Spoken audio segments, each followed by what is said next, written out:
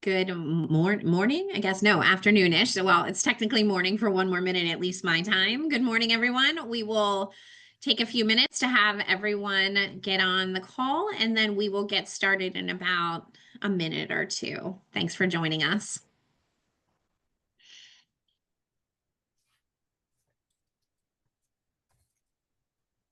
Just give it another minute or so for everyone to get on or get from the waiting room in.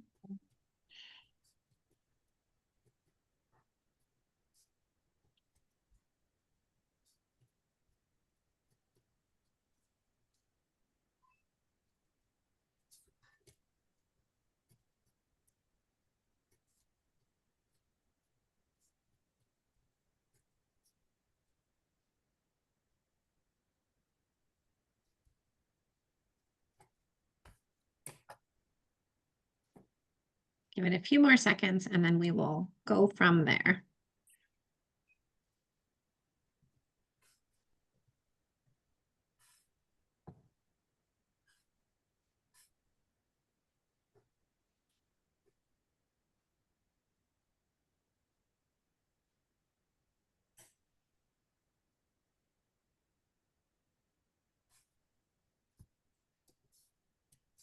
Thanks for joining us, everyone. We're going to start in just about a minute. I want to give everybody a chance to get from the waiting room into the call, and then we'll go ahead and get started.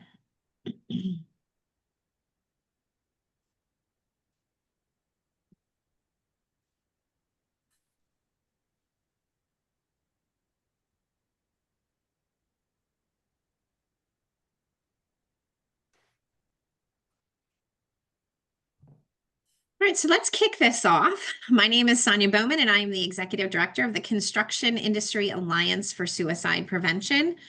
I am thrilled to have Joe and Justin with me, and I will have them kick off some introductions in just a minute. I will start by saying that with all CIASP webinars, we will practice safe messaging. This is a conversation, though, about mental health around veterans in construction and suicide prevention. Just know that we will not talk about method, means, or location, but we will have an honest conversation about how the construction industry, mental health, and veterans sort of bridge that gap.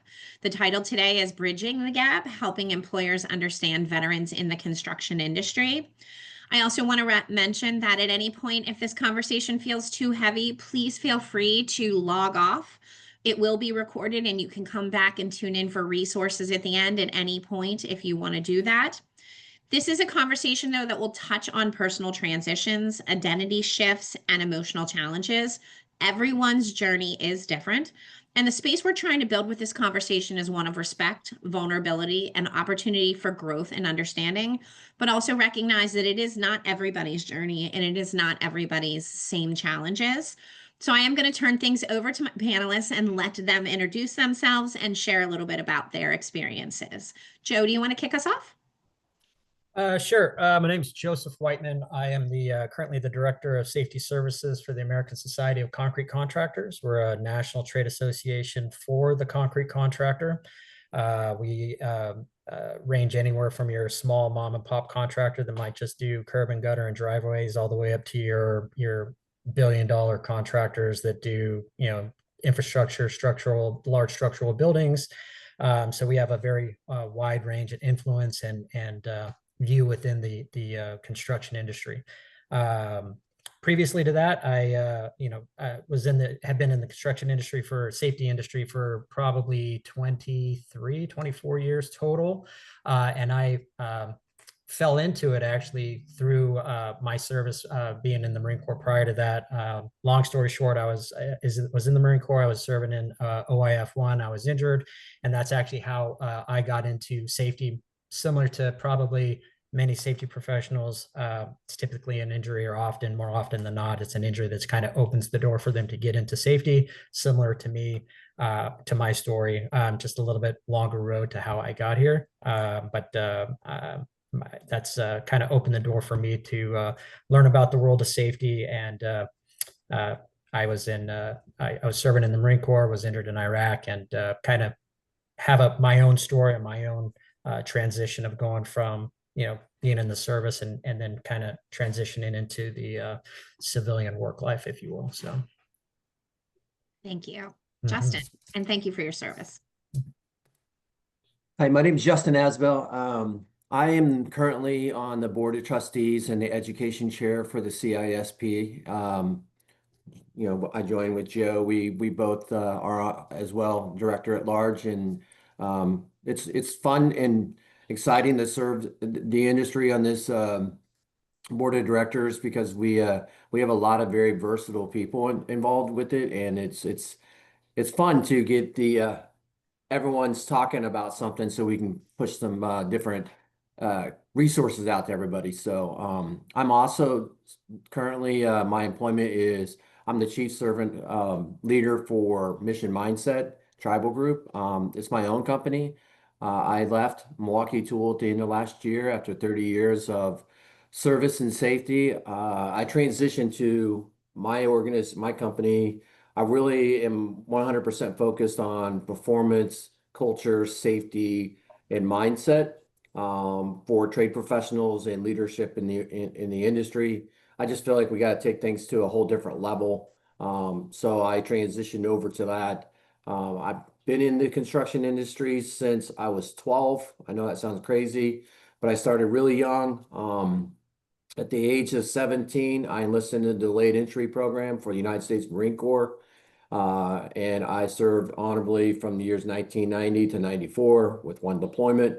And when I returned home, I needed a job. And I was very fortunate. I got hired on by the local 10 iron workers in Kansas City. And that's where I became a knucklehead. Yeah, yeah, And I learned a lot of bad habits doing that, but it was a good transition because I went from one extreme to another extreme, but it helped me before I left construction briefly and joined into the fire service.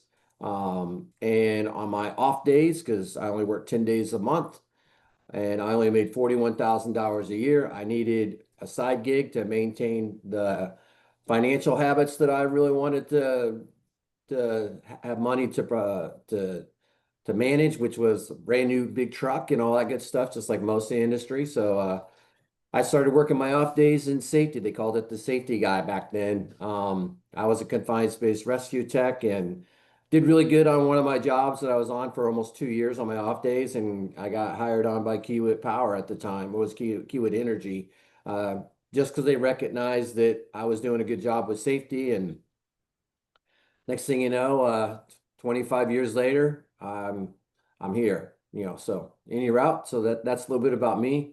And I'm honored to be here today, to share some insights on transition and as well as how veterans can adapt in the industry. I think, Joe and before we did this, we both wanted to talk about it, but full disclaimer, we wanted to let everybody know because veterans, we all kind of have a code. We're not the be all. We have our own transition story, and it just something we felt we should share is that we're not the veteran spokesman for everybody. We're speaking for ourselves, and some insights of how we transition as well as how some others are going through transition. Our information we're sharing today is just helping people recognize there's a lot of positives about veterans in the industry, and we want to share some information about how they can be put to work in a elevated leadership skill set, or even just a skill set that utilize them for all benefits and keep them busy. We call it idle hands, right, Joe? So yeah, yeah. we just wanted to share that info because out front is we don't want to come across like we know everything about veteran stuff or anything like that. We both individually have completely different stories, but we align on a lot of our mindset and how we think about it. So we just wanted to share that up front. Thanks, Justin, and thank you for your service as well. So let's dig in a little bit. The conversation obviously shows differently for so many who've served in the military. Would one of you mind starting with kind of setting the stage for what that looks like when you return from service and then are entering construction, and maybe share a little bit about how that's shaped you personally? I'll let you go, Joe. Yeah, no problem. So again, my experience is slightly different. And I mentioned it's a little bit, I wouldn't say difficult to talk about, but I kind of hold my cards to my chest just because, again, as Justin and I have talked, has laid out, everybody's experience is different. Mine was a little bit more, I wouldn't say streamlined, but a little bit more specific to the conditions of my situation, if that makes any sense. So what had happened to me, certainly in the circumstances of my injury, that's really how I got into the profession that I'm in currently. Part of it is, I'll be upfront and honest. Had I not had this injury from being in the Marine Corps and serving, I wouldn't be in safety today. So I'm very thankful for that. I'm very happy for that. But at the same time,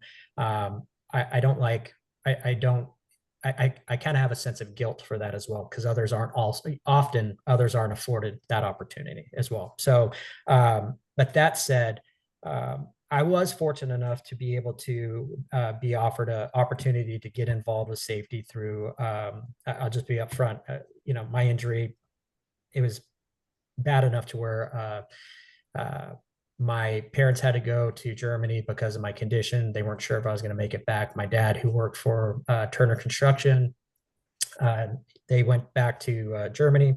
The regional safety director for Turner was pretty good friends with my dad, Tracy Jones. Always stayed in contact with my dad. After he got back, my condition stabilized. Just wanted to pay it forward, right? And that's something that I've always tried to keep in mind and always try to keep ingrained as a core value for myself moving forward, is always try to pay it forward. He wanted to pay it forward because he was a prior service individual and just reached out several times. And as we talked on the phone, just said, hey, what are you doing when you get out of the Marine Corps? And I always like working on cars. I assumed I was going to work on cars.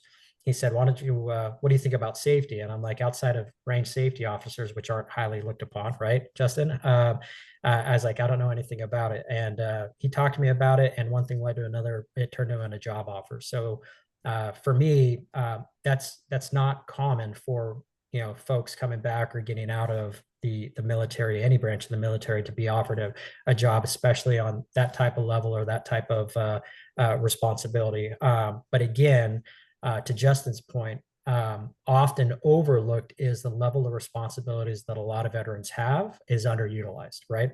So this individual knew just through talking to me, said I had the right qualities, just said, I like your qualities. You have the right mindset. Let's get you involved with safety. So to be honest with you, to Justin's mindset of wanting to make money to facilitate the lifestyle he wanted, I went from almost doubling what I was making in the Marine Corps into the civilian world right off the bat. I went into a lifestyle and a role of responsibilities and a job that I had no real reason of being there. However, this individual knew, also being prior service, understanding the mindset, the capabilities, the level of responsibility that I had. So I have to thank that individual, Tracy Jones with Turner Construction. And I worked for them for 7 years, and he pinned me on his hip for the first year and took me job to job to job, made me work with other safety managers on different projects to learn different skills and disciplines, from metal frame, wood frame, concrete. And I wanted to continue to advance my knowledge base, and moved on to another contractor that was in San Diego so I could go to school at night. And again, that all feeds into, keeping the mind moving forward, keeping the mind busy, always trying to strive for that next goal, setting a goal and reaching for it. So again, I think that all kind of goes back to, for employers, understanding that they're not just worker bees that are coming out from the military. They are, I personally think all veterans, regardless of what their MOS or their job or their roles or capacity in the service was, the level of responsibility they have is underutilized in the civilian world, and they need to be recognized as that. And I think employers are doing a disservice and not, I don't want to use the term take advantage of that, but understand that and help those veterans transition and elevate them to positions that they're more than capable of handling within their companies, because I think they're an underutilized resource, if that makes sense. I think that's a great point, Joe. It really does give a different perspective, certainly. Yeah. Justin, what about your thoughts on that and your experiences? I was completely different than Joe. When I came home, boots on the ground.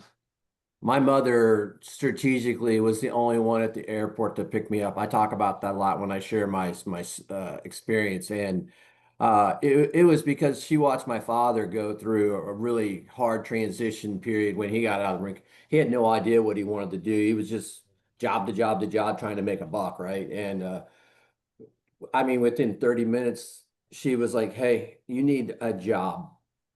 And it was her way of like trying to keep me busy. 'Cause she didn't want me to start drinking a bunch of alcohol. Like she wanted to start me go out partying. To me, when I landed, I hadn't even thought about next step. That just wasn't what we do. Like some guys do, they're really dialed in. I figured I'd try to get on in the fire department, or I would, construction was a backup thing. I was going to try to do something, either fire department, law enforcement, whatever it might be. I had no thought of starting college immediately. However, when she's like, "You need a job," like paycheck coming in, she was right. And so I went to several union halls because my grandfather was a BA for the elevator union, and he had already told me no. And it was because he had people sitting already. I was fortunate I got grabbed on and hired in because I was a veteran, and that was the reason they put me to work, or I probably wouldn't have been hired. So just like most, I think veterans, like, you need a job when you get home. And in construction, there's 400,000 open jobs right now. I mean, 18% of leadership's leaving next year. So there's opportunity, right? So I think the money's really good. It's an easy, it's not easy, but it's a skill set that they're willing to train you on the job. You already have that drive mentality because as veterans, I feel like we're always asking what's next because there's not a, we just want to stay busy, and we're goal driven. Most of us are. We want to be elevated. I mean, you go at 22 from being most of the time in 4 years in, you've already gained a lot of responsibility for other people, very high dollar equipment stuff. So when you get out, you want to replace it somehow. And I think that's one of the things that pushed me to start going to night school. I just like when I started ironworking, I was like, this isn't enough for me. What's next? And the only way I was going to get a fire job was I had to get certified in several different applications. So I started, you know what I mean? So when I got home, I needed a paycheck. And I think a lot of veterans come home, and I know a lot of them when they get out now, they already have children. So they have wife, children, or husband, children, whatever. And they're struggling for finances. So everyone's hiring. So they'll give them an opportunity, and a lot of times it's like Joe's. It's a lot more money than we made in the military. I mean, don't get me wrong, people in the Corps now, like if as soon as you E6, you're making bank. Especially if you have kids, right? So when I got out though, and I joined the local tent, there was no overtime. Um, the rule back then was if it was sprinkling, we went home. So like it wasn't easy. So you're always trying to find side hustles to make money. And it's not as easy as nowadays. Back then, like there was no internet. That's how old I am. You know what I mean? Like you had to go to the library, check stuff out. But in or out. So yeah, that was my story. You know, connecting with several veterans nowadays, there is lots of opportunity in construction. I feel like a lot of the organizations are looking for veterans. I know there's several really good groups that bring veterans in and help them get positioned. I know Hiring for Heroes, Helmets to Hard Hats, Overwatch. Those are three really good organizations. I know, Joe, you may know some more, but that really help with the transition. So I that's my story, and I think that sometimes the transition side is difficult, um, more now because you're so used to such an elevated management of risk as a soldier, basic soldier, let alone if you're an NCO. So I think it's difficult to transition because you have a lot on your mind that you want to be responsible for, and then you're looked at like early entry, like, yeah, you can't do that yet. You know what I mean? So most people don't put two and two together and think, okay, wait, time out. This person was just an E6 running, 40 people in a platoon, and it had, 6 tanks that they were responsible for and all this stuff. I mean, they like to be busy. So Right. I think that's the transition issue. So Yeah. go ahead, To, Joe. to tag on that, I think there might be a little bit of education we can do to the employer side as well, because they don't know what they don't know, right? They don't know that this 23-year-old was in charge of, 26 people or 40 people or X amount of dollars, right? But the challenge for, I think, I suspect for a lot of veterans when they come into the workforce, whether it's construction or any workforce, is they get so used to operating at a certain level of responsibility and a certain pace, and when they come back, that needs to be replaced, right?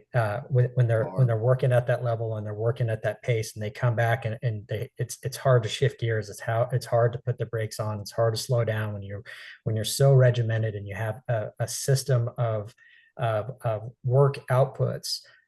It's very difficult to slow down, and you need to replace that. And the best way to replace that is with responsibility. It's with letting your employers know, hey, I have capacity. I can give me more. I can take more. I can take it. And I just think a lot of employers don't trust themselves, don't trust that 22-year-old kid, that 23-year-old kid, that 30-year-old kid. It's like, hey guys, trust in this individual. You would be shocked at what they can do. But there's a little bit of a disconnect on both ends. That there's a communication side where they're in the civilian world. They don't want to it's drilled in our head, don't volunteer for anything, right? You don't raise your hand for anything. But at the same time, you got to let people know what you're capable of, and employers also need to realize that these individuals are more than capable of what they're being handed, and probably can take on a lot more, and they need that just to keep to fill that void or fill that gap, and just to keep the mind busy. So I feel like I hear this term a lot from veterans in the construction industry now. It's too slow. Like they're already like 7 steps ahead of where they're yeah, at yeah, mentally, and when something slows them down, it's frustrating to them. yeah, Because we don't like to stop for nothing. Like in the Marine Corps, we have hurry up and wait mode. right, It's most of the same way in most branches. Doesn't yeah. matter. I mean, we're all like 4 and 5 steps ahead a lot of times, and I feel like it's too slow. So that's why sometimes people see us get irritated, I think, because like, dude, like I already got the answer in my head. Let's just keep moving. I think you see that in me sometimes, Sonya. Like, No. I don't like waiting. I like, let's go. Let's get done. I So appreciate though, because I come from facilities maintenance construction, and so we are always on the go. So that makes sense to me. You both, though, I'm going to make a transition now.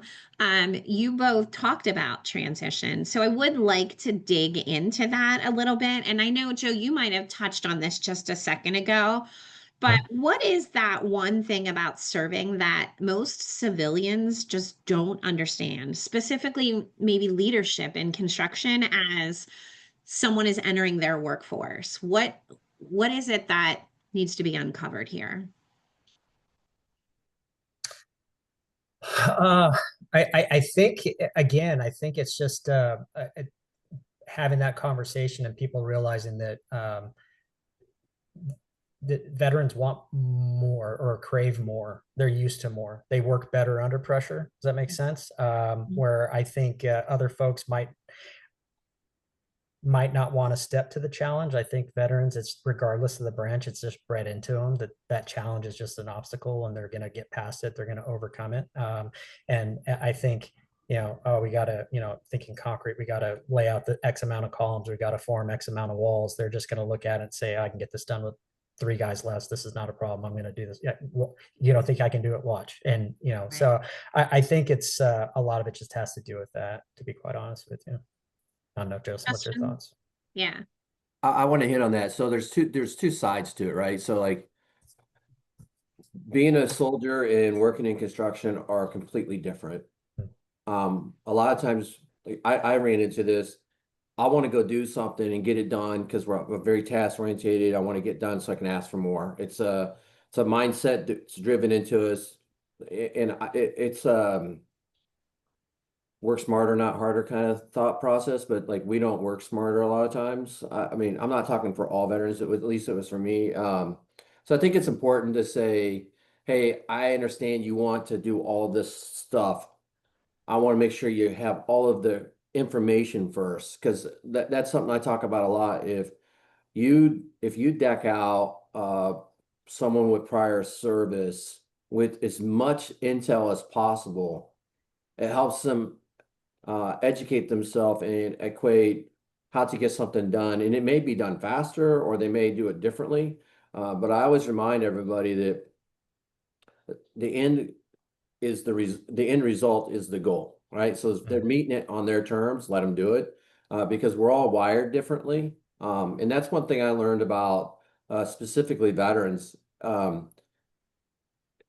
West Coast and an East Coast Marine, we're wired different.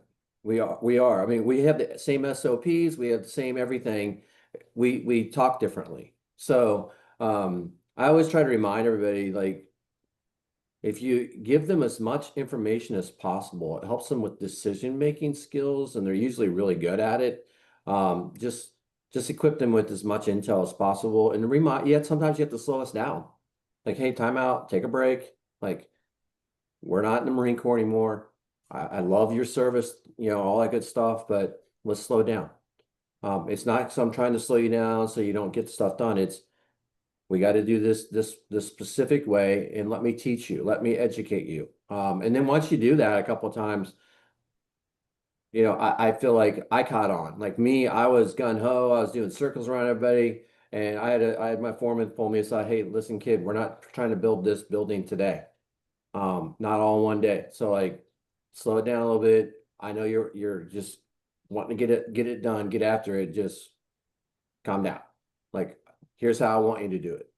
So just understand it. And that's two sides of it. Because we will take so much on, and we'll try to go do it all.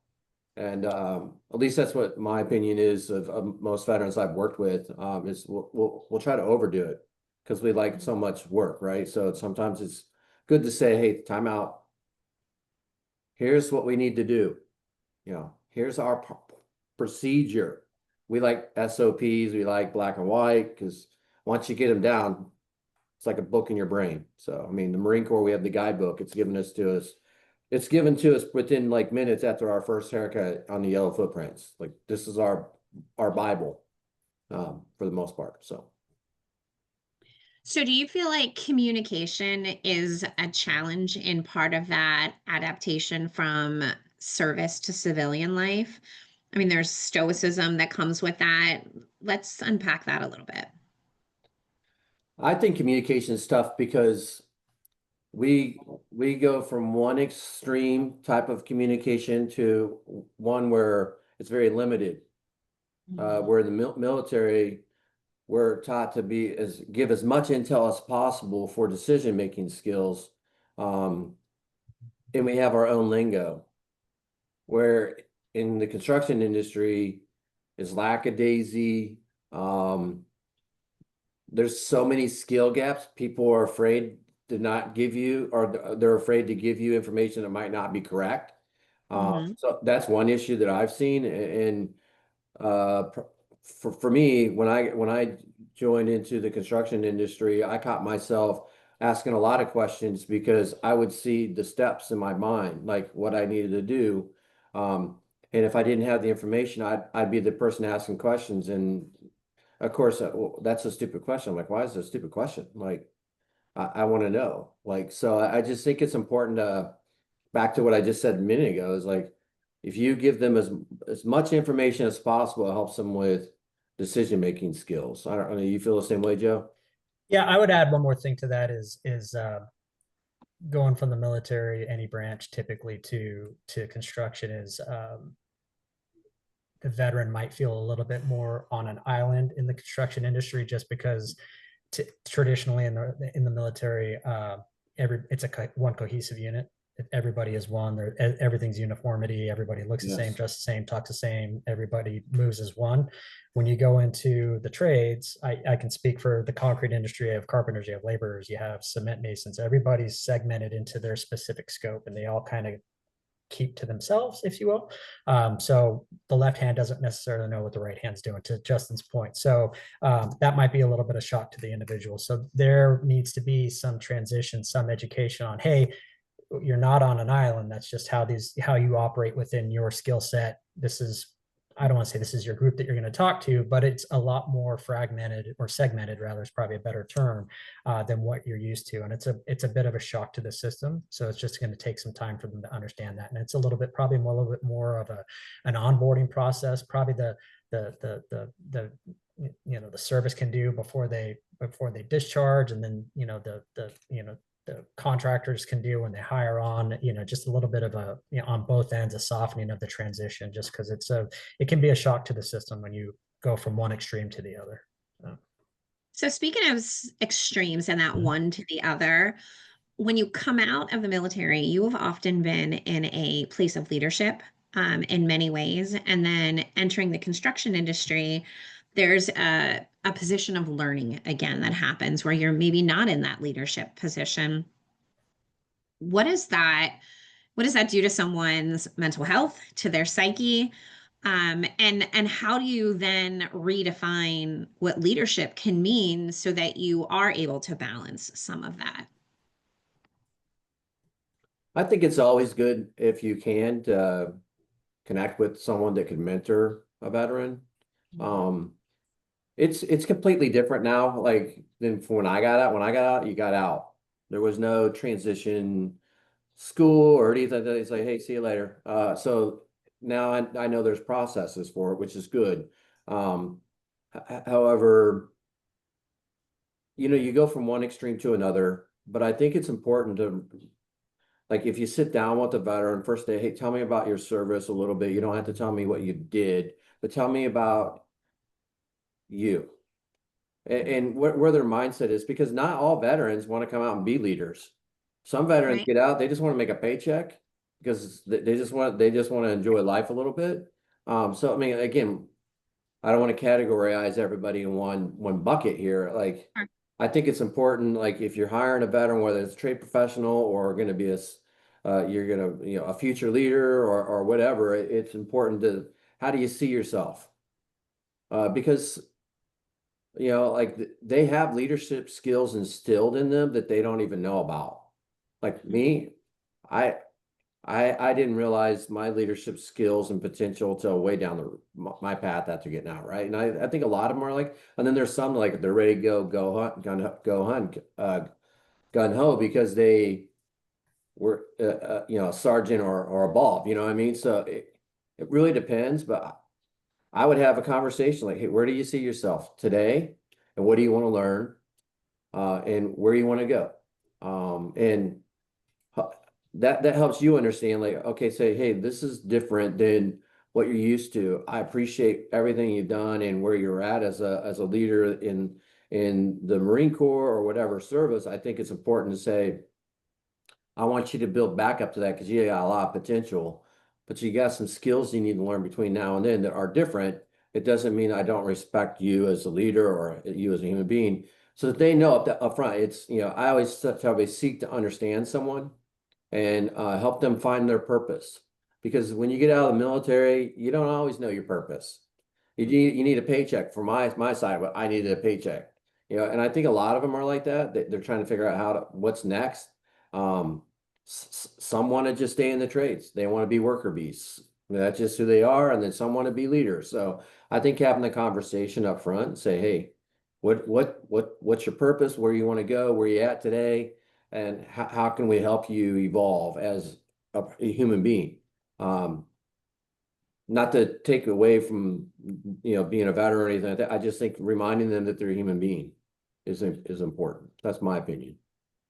Yeah, I think there's a lot to be said about managing expectations when they get in, having that conversation with the individual, letting them know, yeah, rightfully so, you've accomplished a lot during your time of service, your time of grade, your rank, but Same thing like time in service, time and grade in the military. Same can be said for being in the trenches in the field, right? As far as construction, if you're signatory to a union, you got to go through and do go through that whole process. Whether you're non-union, you still got to do your time. You still got to learn the skills.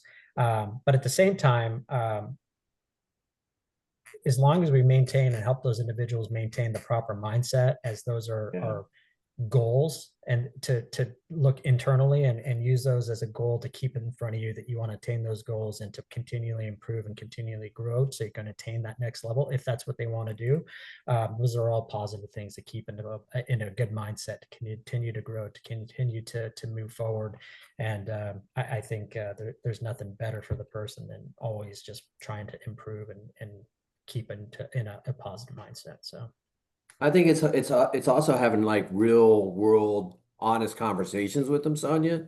And like Joe and I, we talk a lot about performance and mindset because we're military. We're trained to be elite performers. Mindset's got to be clear, no distractions. And you hear me, I talk about that a lot with my company stuff, right? So like, I think it's vital to just the whole industry alone, but not just the veterans, is to have a conversation up front. Like, hey, here's the mindset risks associated with suicide and suffering in the industry.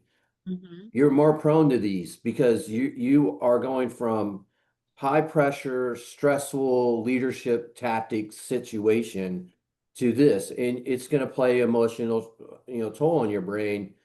I want you to be prepared for that. And I can be a mentor to you or an ally. And I think it's important to, again, like I said a while ago, have someone that could be a mentor, like maybe someone with prior service with veterans, so that they can have that conversation. Because it was hard for me because I didn't have a ton of responsibility in the Marine Corps or anything like that. It's just replacing the connectability with the people. I mean, you eat the same food. I mean, we wore the same clothes, everything, and it was just different. So like that adaptation, the mindset, and you can be a top performer already.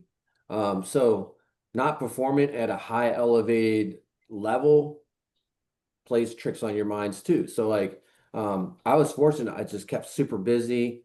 I did have a veteran on my gang, and he pushed me to extreme levels because that was what we do to each other. But it helped me mentally because like I don't know how some of these people do the transition. It's very tough. It is like you go from a very extreme level daily life to, not that construction is easy. It's not It's different. well, it doesn't occupy your whole mindset. I mean, again, like I said earlier, you're like 7 steps ahead most time thinking, because you have to. That's survival. I just think that in the construction industry, having mentors or allies is really good practice to talk about mindset, the risks, and then if you do have questions, make sure you call me because we don't ask questions a lot of times. Sure. A lot of veterans struggle with asking for help, or because they're mentally here. They don't like to be here. You know what I mean? So I just think that that's something to get up front about. Like I've always told any of my veteran friends, like, listen, if you don't call me, I'm going to be really mad at you, and I'm going to light you up the next time we talk if I hear about it, because I want you to call me. Because it's called we hold each other accountable. So I think it's important to have those kind of conversations. Say, hey, we want you to be a top performer here too, but you got to learn steps to get there. So I don't know if So you feel the same way, Joe. you both mentioned mentors.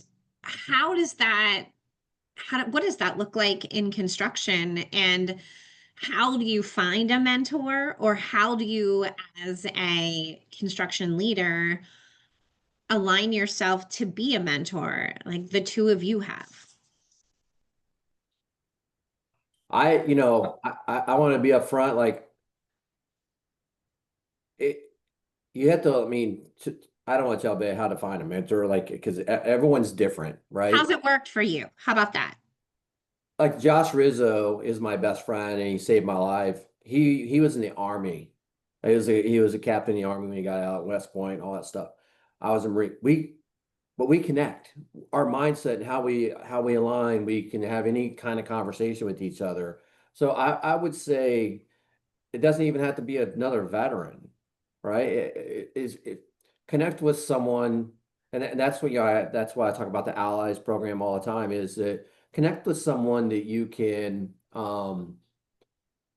have honest conversations about life stuff with. Like I'll call Josh like, hey, I gotta ask, do you feel the same way about this? Because here's my situation. And he goes, bro, you're not crazy. I have that same thought all the time. You know what I mean? So at least you want to bounce stuff off with. So I find that like if you promote it and set it as an expectation, they're more likely going to do it than if you just like, hey, you could do this.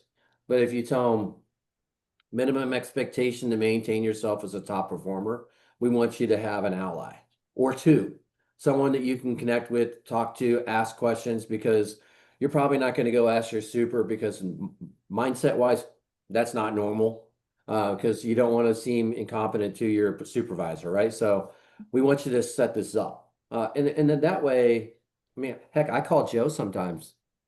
Yeah, we bounce stuff. I mean, when you first asked, I like text Joe, can we talk? And we wanted to bounce that because we didn't want to be the guys up here saying, "Oh, we know it all." This is because that's like just not who we are. We struggle with talking about things. You know, I mean, it's so my opinion. Just try to, if you want a mentor or an ally, I'd recommend someone that you connect with well. It can have honest conversations, and that's the minimum expectation. I don't know about you, Joe. What do you think, bud? Yeah, I agree. I think it's something that's organic to you, right? Something that's not forced. Something that you just connect to right away. Mine's not anything official. So I have different support groups, right? I have something that a lot of folks don't have, where I had a very strong support group with family back home that helped me through some of the hardest times. My at the time girlfriend, now wife. But then I have two individuals, a few more that are ancillary, but two specific individuals that I serve with that I probably text 3 to 10 times a day, Yeah. every day. And it can be just shooting the cow dong about stupid stuff, but then there's other stuff where we're talking about finances. We're talking about one of the individuals went back to school and got his MBA, and the other's gone back and getting ready to make a life-changing job change. And what it is we hold each other tremendously accountable, right? And we hold each other to the highest standards, and we push each other continuously. And that's ultimately the moral of the story. And Justin and Sonya, we talked about this in the past, is everybody, regardless if you're a veteran or not, but more so veterans, because of the challenges they have from making this transition, is they need to surround themselves with people in their circle that challenge them and force them to evolve and be a better version of themselves daily, right? So this group, the two friends that I talk to on a daily basis via chat, we talk about what books we're reading. Don't read this book. You got to read this book. It's about nutrition. It's fantastic. Read this one. It's about finances. It's everything that you would not think that three dumb jarheads are talking about. It's like, if you read through, it's like, oh my gosh, these guys, you would never think we would be talking about this.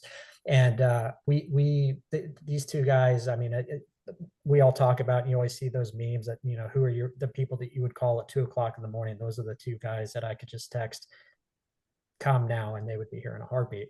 But again, it's just, they are the individuals that, kind of help you through I got a question, I need to do this. And they're the sanity check. They're like, no, that knucklehead, I've been through this road already. Or what about this? They just give you different lenses to bounce your idea on and share your struggle, especially that they've already been through. These two individuals, I mean, they serve with me. They could tell you, a lot of things that most people, my wife doesn't even know about me, right? So that's how well we know each other. So but I think having that support group and those type of mentors that just continually to push yourself and push you to become a better version of yourself, to always excel and always grow and always keep your mind busy, I think that is that's priceless. And if you can do it on an organic level where it's a friendship, or it's just a group that you sign up and you can find that person or people that you click with, I think that that's worth its weight in gold. I call mine the Warrior Club. Yeah. I mean, we battled through challenges together. I mean, my guy, I had Chad Lingerfelt and Josh Rizzo. Chad's an Air Force veteran. Josh is an Army veteran. I mean, I would have never told you like 20 years ago, but no way, not happening. And it's just because we think alike. You know what I mean? So I challenge people all the time, like create a little name for yourself, like for your club, whatever, right? I was And going to ask that. That's so funny. I was going to ask what the names of your group chats are. yeah, mine's Warrior Club. I have some people I've taught this to. They call themselves the Jiu-Jitsu Club. Mhm. They're a bunch of 60-year-old, very overweight guys in Texas that do not do jujitsu. I have a group in Oregon. It's all women, and they call themselves the Cat Fight Club because all they do is fight and bitch about life, and it's like let's call ourselves the Cat Fight Club, And so I mean, try to make it fun. I mean, not life isn't always bad, right? So like, try to make it fun. I don't know about you, Joe. If you probably have some jarhead name, right? No, we always just said if any one of us perish, delete so our wives don't see it. So that's all it is. I don't It's have a just, digital thing for that on yeah, purpose. yeah. It's just not that there's anything bad. It's just an inside joke. But again, it's just three of us that continue to stay in contact literally on a daily basis since 2003.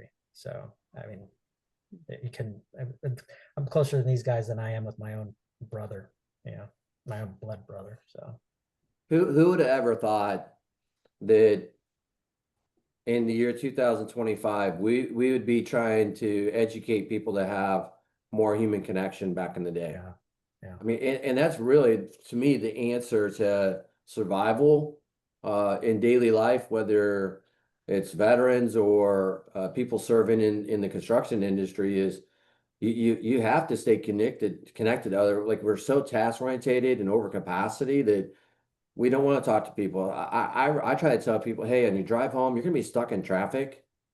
Hit the Like, button and call your pal, call your Mhm. ally, whoever. It's like, how you doing, bro?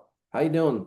Like how was your day? Like normal questions, it just opens like connectability, and you just know you're not alone. You know what I mean? But it helps you be a better performer too, in my opinion.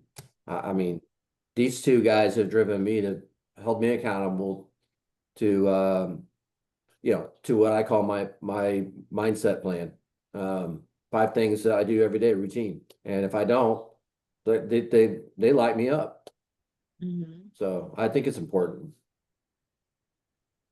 So we are nearing the end of our time, and I want to make sure that we have time enough for resources that we want to share.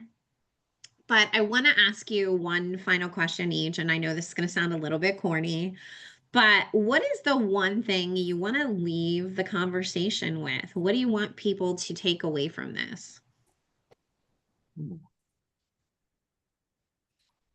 Wow. So when I got out of the Marine Corps, life was different in the industry. A lot of veterans were looked down on because that was when PTSD started. That term was just came out and whatnot. If I could leave anything with anybody is for me, if you know someone's a former veteran, we just talked about this the other day. Everyone's always says thank you for your service. It's awkward a lot of times, so you don't always have to say it for the veterans. So like, just don't put them in that weird because of course we always have to thank you, but like we're just not programmed to think that we're like a lot of us think we're not like good enough to feel like like we're that person, right? So we made it, we got out. But if you have veterans, and you check in on them, like Veterans Day is always weird for us, like stuff like that. So like I would say they're not going to ask you for help. like probably not a lot of veterans on this call looking for help, right? Just if you do have veterans in your industry or in your company, or you're surrounded by them, you can nicely just put out information about resources where they'll see it, and know that if they want it, they'll look at it. But like even Joe and I've never used any of my veteran resources, and it's not because I don't, I just feel like I don't need them. I mean, let someone that does really need them use them, right? But if I could leave with anybody, is the having an ally or close connections with other humans that's the most vital thing. In just trying to mention that to people is important. If they're veterans, say, hey, I watched this webinar, just an idea, check out this, check it out, let them watch it, and let them lead, because we're very prideful, egotistical people that feel like we're here, even though we're not. And you can tell us all day we are not, but we still going to think we are. So just put the stuff out. Let us look at it on our own. That's my opinion. What do you think, Joe? No, I think that's good. I think my message for veterans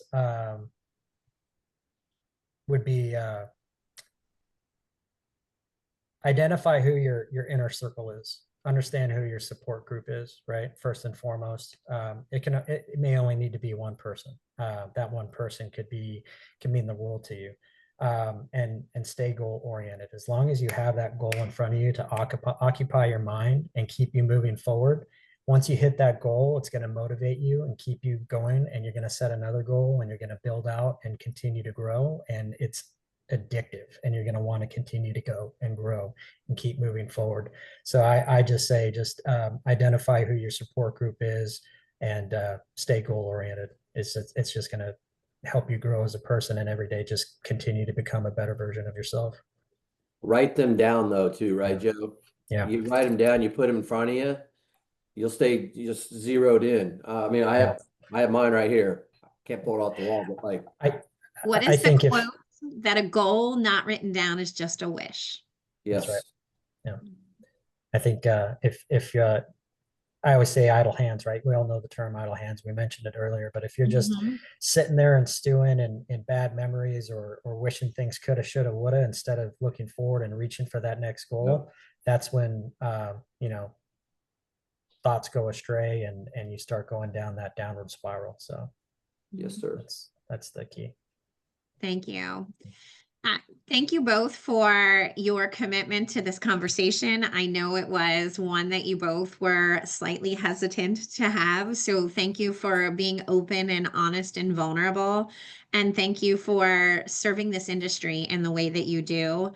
And we appreciate that very, very much. I am going to, and if anyone has questions, please put them in the Q&A. We do have one there. Oh, it's just a thank you. Thanks, John. We're glad you're here. Are there any other questions for us? I will leave the Q&A open for a few minutes. I know that some people are dropping off, and that is okay. Should you have any questions for our panelists that you are not comfortable asking here, you can always reach out to me. My email is, you can get me at info@preventconstructionsuicide.com. A couple of resources that I do want to put out there is that if you go to our webpage, we do have a veterans section that has some great resources. AFSP.org has some great resources. Stop Soldier Suicide has some great resources. Your VA does have some good resources out there as well.